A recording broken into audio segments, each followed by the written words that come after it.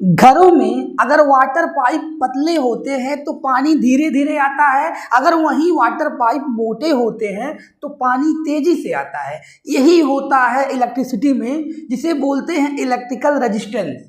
Hello all of you, मेरा नाम दया शंकर प्रजापति है। आज के इस वीडियो में हम लोग देखने वाले हैं इलेक्ट्रिसिटी का लेक्चर नंबर 5 और इसमें जो हम लोग टॉपिक कवर करेंगे electrical resistance and factor depending electrical resistance. दूसरा करने वाले cover resistivity and factor depending resistivity. तो आज का जो लेक्चर है वो बहुत इंपॉर्टेंट होने वाला है। ये थ्योरेटिकल पोर्शन में अक्सर बोर्ड एग्जामिनेशन में पूछा जाता है। इलेक्ट्रिकल रेजिस्टेंस से और रेजिस्टिविटी से रिलेटेड क्वेश्चन आते हैं। तो सबसे पहले हम लोग बात कर लेते हैं थोड़ा सा लेक्चर नंबर 4 का, जो हम लोग ने देखा था ओम्स लॉ, जिसमें हम लोग ने पढ़ा था V = IR। तो V = IR पे हमने कुछ न्यूमेरिकल वहाँ पे देखा था उस लेक्चर में, लेक्चर नंबर 4 में। लेकिन आप लोगों को मैं सजेस्ट करना चाहता हूँ कि V = IR पर न्यूमेरिकल आते हैं, तो इस पे आप लोग देख लीजिएगा। IR और B 3 क्वांटिटी हैं, कोई देकर तीसरा को पूछा जाता है, तो इसमें कोई बहुत बड़ा न्यूमेरिकल नहीं आता, एक सिंपल सा आता है। तो आप इस फार्मूले पे न्यूमेरिकल कर लीजिएगा। और जो ग्राफ आपको बताई गई थी BI कैरेक्टरिस्टिक, IB कैरेक्टरिस्टिक, उसमें स्लोप रेजिस्टेंस जो बताता था और टेम्परेचर पे कैसे डिपेंड करता था, आप लोग लेक्चर नंबर 4 को सही से समझ लीजिएगा। किसी को कोई डाउट होगी तो पूछ लीजिएगा, क्योंकि लेक्चर नंबर 4 बहुत ही इंपॉर्टेंट है, वो उससे जो है रिलेटेड क्वेश्चन बनते रहते हैं। तो अब हम लोग आज के जो लेक्चर का हमारा टॉपिक है उसकी बात करेंगे, इलेक्ट्रिकल रेजिस्टेंस। तो देखिए इलेक्ट्रिकल रेजिस्टेंस क्या होता है, एक तरह का रुकावट होता है। रुकावट मतलब किसी चीज़ को रोकता है, अपोज करता है। किस चीज़ का? अब यहाँ पे इलेक्ट्रिकल रेजिस्टेंस है तो इलेक्ट्रिक करंट, किसी भी कंडक्टर में इलेक्ट्रिक करंट फ्लो होने का अपोज करता है। और आप सभी को पता है इलेक्ट्रिक करंट क्यों फ्लो होती है, फ्लो ऑफ इलेक्ट्रॉन की वजह से।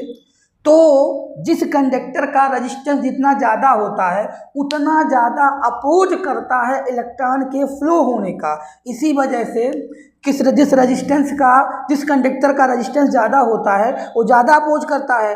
तो यहाँ पे पहले ये समझना है कि इलेक्ट्रिकल रेजिस्टेंस क्या होता है। प्रॉपर्टी होती है किसी कंडक्टर की जो अपोज करता है flow of current through it, उसमें करंट जाने के लिए अपोज करता है। The property of conductor which oppose the flow of current through it, ठीक है। यानी जितना ज़्यादा रेजिस्टेंस होगा उतना ज़्यादा अपोज करेगा। अब किसी भी कंडक्टर में आपको पता है करंट का फ्लो होने का मतलब इलेक्ट्रॉन का फ्लो, तो यानी जिस कंडक्टर का रेजिस्टेंस ज़्यादा होता है वो इलेक्ट्रॉन को फ्लो होने से ज़्यादा रोकता है।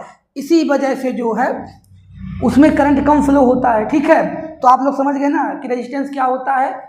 रेजिस्टेंस प्रॉपर्टी ऑफ कंडक्टर होती है जो अपोज करता है किसी भी कंडक्टर में करंट के फ्लो होने का, ठीक है। और अगर इसके मैथमेटिकल एक्सप्रेस किया जाए तो अभी हम लोग ओम्स लॉ से ले सकते हैं इसको। हमने पढ़ा था V = IR, तो यहाँ से R की वैल्यू V/I होती है।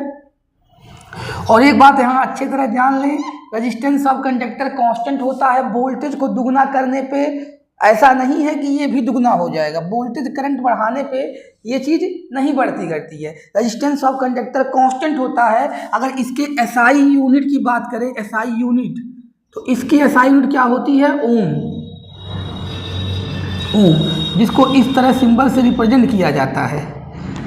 तो ये बात आप याद रखिएगा। इस फार्मूले से अगर वोल्टेज दिया हो, करंट दिया हो, तो रेजिस्टेंस किसी कंडक्टर का निकाला जा सकता है। अब हम लोग अगर बात करें factor effective resistance of conductor, जो कि बहुत ही इंपॉर्टेंट टॉपिक है, इस टॉपिक को बहुत ध्यान से सुनिएगा और जो भी पॉइंट है उसे याद रखिएगा। इस पे क्वेश्चन बनता है और इस पॉइंट को याद रखकर बहुत सारे क्वेश्चन का आंसर दिया जा सकता है। जैसे कौन गुड कंडक्टर होगा, मोटा वायर होगा तो ज़्यादा कंडक्ट करेगा कि पतला वायर, ये सब चीज़ें आपको क्लियर होंगी। तो एक एक करके सुनिएगा। तो पहला फैक्टर होता है लेंथ ऑफ कंडक्टर। तो देखिए रेजिस्टेंस ऑफ कंडक्टर लेंथ पे डिपेंड करता है और ये होता है directly proportional to the length of conductor. यानी अगर रेजिस्टेंस को R से डिनोट किया जाए तो ये directly proportional to the length होता है। स्मॉल l ले सकते हैं, कैपिटल L, स्मॉल l ले लिया गया। L क्या है यहाँ पे? लेंथ है। और ये इक्वेशन फर्स्ट मान लीजिए। डायरेक्टली प्रोपोर्शनल का मतलब क्या हुआ? जितना बड़ा लेंथ होगा उतना ज़्यादा रेजिस्टेंस होगा। जैसे अब दो वायर ले लेते हैं, एक वायर का लेंथ हम ले लेते हैं, ये वायर ए बी ले लेते हैं, इसका लेंथ है 100 सेंटीमीटर। एक वायर ले लेते हैं एक्स वाई, इसका 150 सेंटीमीटर ले लिया गया। तो आप बताइए किसका रेजिस्टेंस ज़्यादा होगा? किसका रेजिस्टेंस ज़्यादा होगा? जिस वायर का लेंथ ज़्यादा होगा। तो आपको पता है इस वायर का लेंथ ज़्यादा है तो इसका रेजिस्टेंस क्या आएगा? ज़्यादा आएगा। यानी अगर हम लोग इसको मान लें कंडक्टर, मान लें इसको स्मॉल ए कंडक्टर है, स्मॉल बी कंडक्टर है, तो आपको सभी को पता चल गया कि बी का resistance of B, wire B greater than resistance of wire A. तो गुड कंडक्टर कौन होगा? इसका रेजिस्टेंस ज़्यादा है। अगर इसका देखिए ध्यान से, इसका रेजिस्टेंस ज़्यादा होगा तो जिसका रेजिस्टेंस ज़्यादा होगा वो बेड कंडक्टर होगा, क्योंकि वो ज़्यादा अपोज करेगा। बहुत ही ध्यान से सुनिएगा, जिसका रेजिस्टेंस ज़्यादा होता है वो ज़्यादा अपोज करेगा तो बेड कंडक्टर होगा। तो अगर बात करें इसका लेंथ ज़्यादा है, क्योंकि लेंथ डायरेक्टली प्रोपोर्शनल होता है ना, ये resistance directly proportional to length होता है। तो लेंथ ज़्यादा तो रेजिस्टेंस ज़्यादा, तो रेजिस्टेंस ज़्यादा होगा तो ये बेड कंडक्टर होगा, गुड नहीं होगा, बेड होगा, क्योंकि रेजिस्टेंस ज़्यादा होगा, ज़्यादा अपोज करेगा। ठीक है, ये समझ गए। पहला directly proportional to the length का मतलब ये हुआ जितना बड़ा लेंथ होगा उतना ज़्यादा इलेक्ट्रिकल रेजिस्टेंस हो गया, पहला पॉइंट हो गया। दूसरा पॉइंट हो जाता है रेजिस्टेंस क्या होता है? Also depend area of cross section. देखिए एरिया क्रॉस सेक्शन क्या होता है? जैसे वायर होता है, वायर तो ये जो होता है इसकी जो यहाँ का मोटाई होती है, इसका एरिया, इसका एरिया तो सर्कुलर होता है, तो सर्कुलर होता है एरिया पाई आर स्क्वायर होगा। तो एरिया क्रॉस सेक्शन पे भी डिपेंड करता है और ये inversely proportional to the area cross section. तो क्या होता है, जो वायर का एरिया होता है, एरिया क्रॉस सेक्शन, उसके इनवर्सली प्रोपोर्शनल होता है रेजिस्टेंस ऑफ कंडक्टर, यानी आर इनवर्सली प्रोपोर्शनल 1 बाई मतलब ए। ये ए क्या है? एरिया है, ए एरिया है। ठीक, ये इक्वेशन नंबर 2 हो गया। ये दो चीज़ हो गई। अब यहाँ से क्या क्लियर होता है कि ये इनवर्सली प्रोपोर्शनल का क्या मतलब हुआ? देखिए साफ मतलब इसका ये है कि आपके पास दो वायर हैं, दोनों का लेंथ हम लोग सेम ले रहे हैं लेंथ, लेकिन यहाँ पे लेंथ मान लीजिए इसका भी 100 मीटर है, सॉरी 100 सेंटीमीटर ले लीजिए, 100 सेंटीमीटर, और एक इससे थोड़ा सा मोटा वायर है ए, इसका भी 100 सेंटीमीटर है। ये वायर ए है, ये वायर बी है। तो देखिएगा अब कौन गुड कंडक्टर होगा और किसका रेजिस्टेंस ज़्यादा होगा? जिसका एरिया ज़्यादा होगा उसका रेजिस्टेंस कम होगा, और जिसका एरिया कम होगा। अब देखिए ये इसका डायमीटर है, ये इसका डायमीटर है, डायमीटर इसका बड़ा है तो इसका एरिया क्या होगा? ज़्यादा होगा। वायर ए का एरिया कम होगा, वायर बी का एरिया ज़्यादा होगा। तो जिसका एरिया ज़्यादा रेजिस्टेंस कम आएगा। तो रेजिस्टेंस यहाँ किसका ज़्यादा आएगा? पतले वायर का। ये पतला वायर है ना, तो इसका रेजिस्टेंस ज़्यादा आएगा, यानी आर ए ऊपर लिख देते हैं। इसका मतलब हुआ आर ए जो होगा, R A greater than R B. Resistance of conductor A जो होगा बी से क्या होगा? ज़्यादा होगा। रेजिस्टेंस ऑफ कंडक्टर ए जो होगा बी से ज़्यादा होगा। तो गुड कंडक्टर कौन होगा? जिसका रेजिस्टेंस कम होगा। तो बी क्या होगा? इसका मोटा वायर है तो बी क्या होगा? बी होगा गुड कंडक्टर। क्यों? क्योंकि इसका रेजिस्टेंस क्या है? कम है। क्रॉस सेक्शनल एरिया ज़्यादा है तो रेजिस्टेंस कम होगा तो गुड कंडक्टर होगा। ये समझ गए कि मोटा वायर जो होगा गुड कंडक्टर होगा, क्योंकि उसका रेजिस्टेंस क्या होगा? कम होगा, क्योंकि उसका एरिया क्रॉस सेक्शन क्या होगा? ज़्यादा होगा, तो रेजिस्टेंस कम होगा। समझ गए होंगे ये दो फैक्टर। और तीसरा फैक्टर आता है टेम्परेचर। तो देखें resistance of conductor also depend to the temperature, और टेम्परेचर बढ़ने पे रेजिस्टेंस ऑफ कंडक्टर कैसे, किस केस में बढ़ता है? देखिए अगर मेटल होता है, मेटल का टेम्परेचर बढ़ने पे, टेम्परेचर बढ़ेगा तो रेजिस्टेंस क्या होगा? इसका बढ़ जाएगा। मेटल के केस में टेम्परेचर बढ़ने पे रेजिस्टेंस बढ़ जाएगा। और अगर हम बात करें सेमीकंडक्टर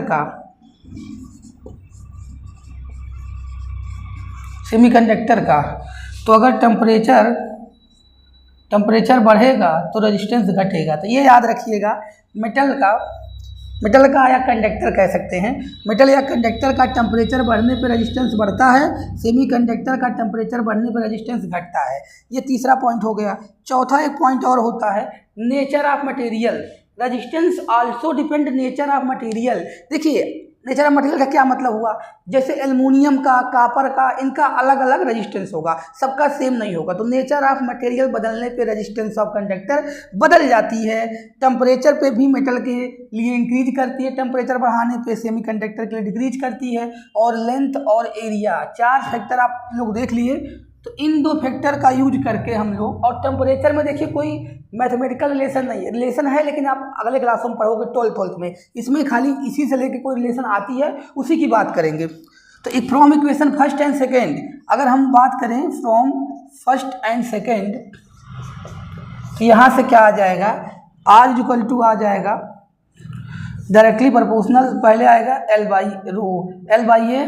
तो यहाँ से कांस्टेंट हटाएंगे, तो एक यहाँ से हटाएंगे प्रोपोर्शनल, तो कांस्टेंट लगेगा rho, constant rho L by A, R equal to rho L by A. यहाँ पे रो क्या है, कांस्टेंट है जिसको बोलते हैं, देखिए रो क्या है, कांस्टेंट है जिसको बोलते हैं स्पेसिफिक रेजिस्टेंस या रेजिस्टिविटी। रो क्या होती है, रजिस्टिविटी होती है, स्पेसिफिक रेजिस्टेंस या रजिस्टिविटी होती है। अब इसी की हम लोग बात करने वाले हैं। रो क्या होती है, स्पेसिफिक रेजिस्टेंस या रजिस्टिविटी। और इस रेजिस्टेंस के फार्मूले पे हम लोग न्यूमेरिकल देखेंगे, पहले रजिस्टिविटी की बात करेंगे तब आगे इसकी होगी, इससे भी न्यूमेरिकल आता है R equal to rho L by A. अब हम लोग बात करने वाले हैं रजिस्टिविटी। तो रजिस्टिविटी का डेफिनेशन समझने के लिए इस फार्मूले का यूज करेंगे। रजिस्टिविटी या स्पेसिफिक रेजिस्टेंस कह सकते हैं, रजिस्टिविटी या स्पेसिफिक रेजिस्टेंस। क्या फार्मूला आ गया था हमारा, R equal to rho L by A. अब रजिस्टिविटी को डिफाइन करना हो तो पहले L इक्वल टू 1 मीटर ले लेते हैं और A equal to 1 meter square ले लेते हैं। तो यहाँ से क्या आ जाएगा, यहाँ से क्या आ जाएगा R इक्वल टू रो। तो क्या मतलब हुआ कि अगर किसी भी कंडक्टर का लेंथ 1 मीटर होता है, area of cross section 1 meter square होता है, तो रेजिस्टेंस इक्वल टू रजिस्टिविटी या रजिस्टिविटी इक्वल टू रेजिस्टेंस। तो पहले बात को सुनिएगा और इसका दोनों को मैं डिफरेंस भी क्या बताऊंगा क्या होता है और दोनों का क्या मतलब हुआ। रेजिस्टेंस तो आप जान चुके हैं, रजिस्टिविटी कुछ उसी से रिलेट है लेकिन समझने की कोशिश करिएगा। तो यहाँ पे क्या हो गया, resistivity of conductor is equal to the resistance offer by conductor of 1 meter length and 1 meter area, 1 meter square area of cross section. मतलब क्या हुआ, रजिस्टिविटी क्या होती है, resistance offer by the conductor, resistance offer by the conductor of unit length या 1 meter length 1 meter area cross section के equal होती है। जो रजिस्टिविटी होती है, 1 मीटर लेंथ का कोई कंडक्टर होता है जिसकी area cross section 1 meter square होती है, जितना रजिस्टेंस ऑफर करता है वही रजिस्टिविटी होती है। तो एक बात यहाँ जान लीजिए, रजिस्टिविटी भी क्या करती है, करंट का अपोज करती है, लेकिन रजिस्टिविटी एक स्पेसिफिक होती है, इसलिए उसको स्पेसिफिक रजिस्टेंस भी कहते हैं। ये रजिस्टिविटी जो होती है उस पर डिपेंड नहीं करती है, शेप साइज और लेंथ पे डिपेंड नहीं करती है, ये नेचर ऑफ मटेरियल पे डिपेंड करती है कि कितना कौन सा मटेरियल है इस पे, ठीक है। तो आप समझेंगे क्या कि रजिस्टिविटी भी करंट का अपोज करती है, एक स्पेसिफिक प्रॉपर्टी होती है किसी मेटल की जो अपोज करती है करंट का, ठीक है। तो यहाँ पे क्या हुआ, लेकिन अगर डेफिनेशन आप ऐसे लिखना चाहते हैं कि जो हमारा रजिस्टिविटी होती है वो रेजिस्टेंस ऑफर बाय कंडक्टर के इक्वल होती है, जिसमें कंडक्टर का लेंथ 1 मीटर हो और 1 मीटर एरिया क्रॉस सेक्शन हो, तो जो रेजिस्टेंस ऑफर करेगा कंडक्टर वही रजिस्टिविटी हो जाएगी, ठीक है। तो आप समझ गए होंगे रजिस्टिविटी भी क्या होती है, एक स्पेसिफिक प्रॉपर्टी होती है जो रेजिस्टेंस ऑफर बाय कंडक्टर के इक्वल होती है अगर 1 मीटर लेंथ हो और 1 meter area of cross section हो। तो आप समझ गए होंगे। अब बात करें factor depending resistivity of conductor, तो सबसे पहले नोट कर लीजिएगा, resistivity do not depend length shape size and area.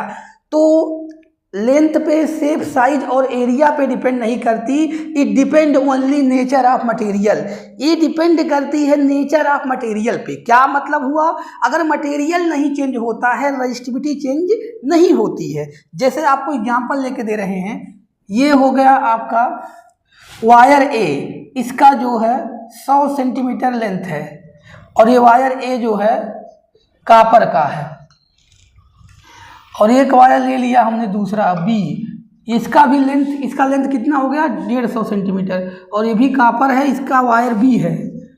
तो अगर रजिस्टिविटी की बात करें तो दोनों वायर का रजिस्टिविटी सेम होगा, क्योंकि रजिस्टिविटी एक स्पेसिफिक प्रॉपर्टी होती है, नेचर ऑफ मटेरियल पे डिपेंड करती है। अगर मटेरियल सेम होता है तो शेप, साइज, लेंथ पे, मोटाई पे वायर के डिपेंड नहीं करती है, बस मटेरियल सेम होना चाहिए। तो अगर रजिस्टिविटी यानी रो की बात करें, रो की, तो रो जो होती है, रो की बात करें तो rho A is equal to rho B हो जाती है। यहाँ पे दोनों का रजिस्टिविटी क्या होगा, सेम होगा। लेकिन रेजिस्टेंस की अगर बात करते हैं तो रेजिस्टेंस किस पे डिपेंड करती है, लेंथ पे, साइज पे, शेप पे। तो इस तरह से अगर हम बात करते हैं, रेजिस्टेंस की बात करते हैं, तो वायर जो ये बी वाला है उसका रेजिस्टेंस ज़्यादा होगा। क्यों? क्योंकि उसका लेंथ ज़्यादा है। तो इस बात को आप समझ गए होंगे कि अगर नेचर ऑफ मटेरियल सेम है तो चाहे मोटा वायर हो, पतला वायर, रजिस्टिविटी चेंज नहीं होती। रजिस्टिविटी एक स्पेसिफिक प्रॉपर्टी होती है, लेकिन रजिस्टेंस लेंथ पे, शेप, साइज पे डिपेंड करता है। तो ये दोनों में डिफरेंस होता है। दूसरी बात होती है टेम्परेचर पे। रजिस्टिविटी आल्सो डिपेंड टेम्परेचर, और यहाँ पे वही जिस तरह रजिस्टेंस बदलता है उसी तरह यहाँ पे। तो रजिस्टिविटी देखिए, अगर मेटल की बात करें, मेटल के लिए टेम्परेचर बढ़ाने पे इंक्रीज करेंगे तो रो यानी रजिस्टिविटी भी इंक्रीज करेगी। वही अगर सेमीकंडक्टर होगा, मेटल का मतलब मेटल या कंडक्टर कह सकते हैं, रजिस्टिविटी क्या होगी, टेम्परेचर बढ़ाने बढ़ेगी। सेमी कंडक्टर होगा तो टेम्परेचर जब इंक्रीज करेंगे, टेम्परेचर बढ़ाएंगे तो रजिस्टिविटी घट जाएगी। जिस तरह रेजिस्टेंस में होता है वेरिएशन टेम्परेचर का, उस तरह इसमें भी होता है। तो आप समझ गए होंगे रेजिस्टेंस और रजिस्टिविटी में डिफरेंस, और दोनों का क्या उनका फैक्टर डिपेंड करता है। अब अगर रजिस्टिविटी के एसआई यूनिट की बात की जाए, एसआई यूनिट, तो अभी आपने क्या पढ़ा, R is equal to rho L by A. तो यहाँ से रो क्या हो जाएगा, आर ए बाई एल। ये रो का फार्मूला भी बना, यहाँ से यूनिट भी निकाल सकते हैं। यूनिट, तो यूनिट निकालने के लिए रेजिस्टेंस की यूनिट क्या होती है, ओम, और इसकी होती है मीटर स्क्वायर, और नीचे होती है लेंथ का भी क्या होता है, मीटर। अरे आप समझ रहे हो ना, इसका ओम होता है, इसका मीटर स्क्वायर एरिया है, इसका मीटर स्क्वायर, 1 मीटर कट जाएगा तो क्या आ जाएगा, ओम मीटर। तो इसकी एसआई यूनिट क्या हो गई, ओम को ऐसे डिनोट करते हैं, ये मीटर है, ओम मीटर। या देखिए रजिस्टिविटी वायर में बहुत पतला वो होता है वायर, छोटा लेंथ छोटी होती है, मतलब उसका एरिया क्रॉस सेक्शन कितना होता है, कम होता है। तो इसको ओम सेंटीमीटर में निकाल सकते हैं। अगर लेंथ बहुत स्मॉल है तो ओम सेंटीमीटर या ओम मीटर। तो ये आपकी रजिस्टिविटी होती है। फैक्टर डिपेंडिंग डिफिनीशन सब समझ गए होंगे। अगर आप लोगों को रजिस्टिविटी या रेजिस्टेंस से रिलेटेड कोई डाउट है, कोई कन्फ्यूजन है डिफरेंस में और चीज़ों में, तो आप कमेंट सेक्शन में जाके आप अपना क्वेश्चन कमेंट कर सकते हैं, तो उसका जो भी सलूशन होगा आपको अगली वीडियो में मिल जाएगी। तो ये होप करता हूँ, ये आशा करता हूँ कि आप जो है अच्छे से समझ चुके होंगे। तो अब हम लोग इसके अगले वाले लेक्चर में इसके आगे बात करेंगे। आज की इस वीडियो में इतना ही।